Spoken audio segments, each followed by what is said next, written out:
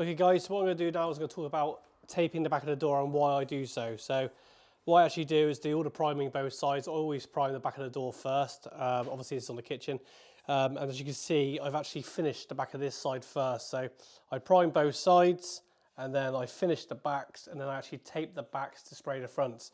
The reason I'm doing that is because I don't want the overspray when I'm spraying them flat kicking underneath the door and then leaving a rough fill on this side. So what I'm actually going to do is I'm going to tape the back of the door to protect it not only from the overspray but also from rack marks of sliding it in and out.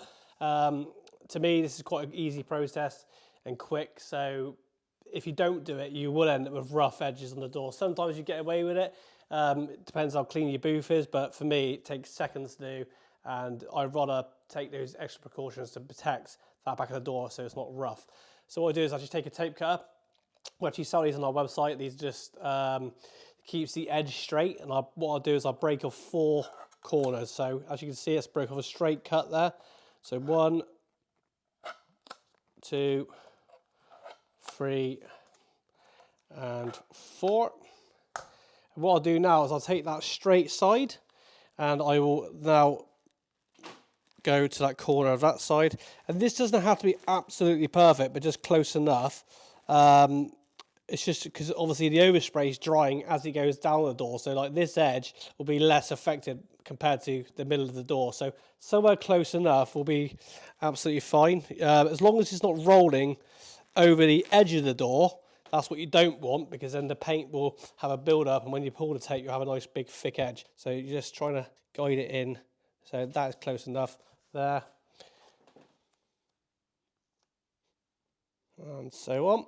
And then once you've done that with all 4 corners, what I'll do is I'll actually take the roll freehand and just freehand the rest of it, basically, because you don't need that straight edge now, because you can just join it all together. And if you can notice, I'm using like a sensitive tape here from Q1. You can use the Q1 sensitive, or you could use the Sirit purple stuff here. This is their version of sensitive. I do actually prefer the Sirit stuff, but I haven't got it in 2" at the moment, 1.5 inch, sorry.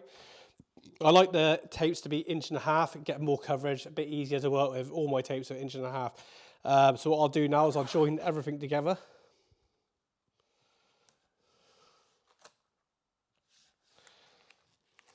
Just ripping off as I go.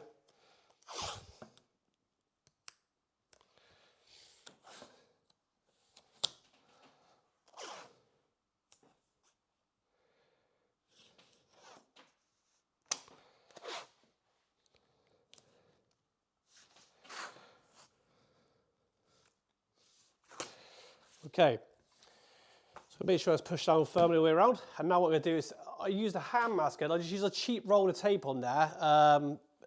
You know, you don't need the expensive stuff now. As long as it's not touching the door, then you're absolutely fine. So just a cheap roll of tape on the hand masker with your paper. And what I'll do now is from this side, I'll put my thumb and finger that side of the door, but not actually touching the door. And I'm just measuring out with the blade.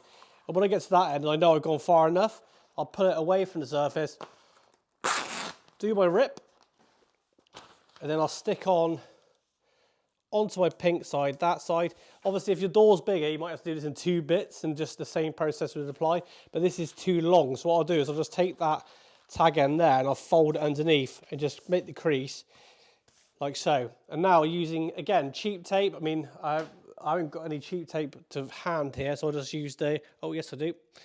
So I've got the blue Sirit. This is very, again, the cheaper version, so you don't need, if you had loads of door showing and you like sort of missed it with the paper, you might have to go around again with another bit of pink and then overlap with your blue. But because I've got the paper bang on there, there's none of the green showing, which is my finish. I'm going to then overlap with my blue, which is the cheaper version. So I'm going to just join this all together now. So again, ripping off as I go. And what you'll find as well is that the cheaper tape will stick better to the expensive tape than the expensive tape to the expensive tape. Because the expensive tapes are designed to reject the paint, but they also reject their own tape. So by using an expensive one and the cheaper one, you're going to get a better stick and a better grab.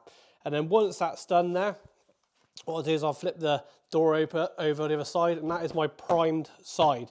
So before I go in to do my top coat, I'll just make sure, because I've already sanded all these, is I'm just going to clean up any bits. Sometimes you can end up with a bit of a rough fill on the back of that door. So what I'll do sometimes is just take a bit of 400 on my sander and I will just whip over it.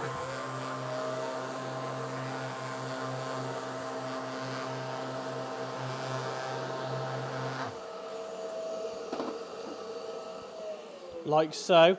And then that's nice and smooth now, ready for my top coat. But you don't always have to do it. Sometimes it's absolutely fine. You can just spray straight on top of it, but that felt a little bit rough on that edge. So just giving it that once over and then giving it a tack off and then onto my rack and then straight to my booth, ready for top coat.